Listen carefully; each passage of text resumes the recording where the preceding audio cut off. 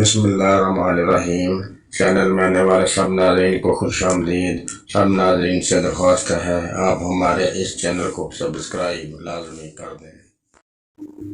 حضرت سعد بن ابی وقاص جہاد کے لیے لشکر لے کر نکلے تو راستے میں دریا آ گیا۔ لوگ بڑے پریشان ہوئے کہ دریا کیسے عبور کریں گے۔ حضرت سعد ابن ابی وقاص دریا کے کنارے کھڑے ہیں، چہرے پر ذرا سی پریشانی نہیں۔ سپاہیوں نے پوچھا حضور کرنا کیا ہے؟ فرمانے لگے کچھ بھی نہیں، دریا پار کرنا ہے۔ سپاہی کہنے لگے کس طرح پار کرنا ہے؟ آپ فرمانے لگے دیکھ لو کس طرح پار ہوتا ہے۔ اقبال کہتا ہے دشت تو دشت دریا بھی نہ چھوڑے ہم نے، بحر ظلمات میں دوڑا دیے گھوڑے ہم نے۔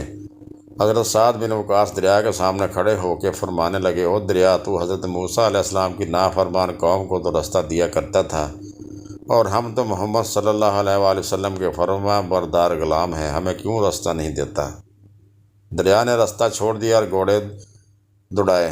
گھوڑے دریا کے اس پار آ گئے۔ حضرت سعد بن ابی وقاص فرمانے لگے میرے محبوب کے صحابہ، تمہاری کوئی چیز تو نہیں رہ گئی دریا میں؟ تو ایک صحابی کہنے لگے میں جلدی سے نکل آیا تو مٹی کا ایک پیالہ گر گیا ہے۔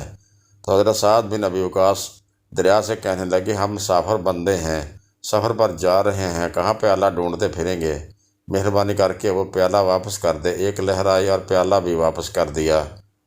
اس واقعہ کو اہل فارس حیرت سے دیکھ رہے تھے اور اگست بدان تھے کہ وہ دریا کی بفری موجوں کو کس پرسکون انداز سے عبور کر رہے ہیں۔ جب لشکر اسلام نے دریا کا عبور کر لیا اور مدائن میں داخل ہونے لگے تو لوگ چیخ چیخ کر ایک دوسرے سے کہنے لگے خدا کی قسم دیو آمد نہ دیو آمد نہ، یعنی جن آگے ہمارے انسانوں سے نہیں بلکہ جنات سے واسطہ پڑا ہے۔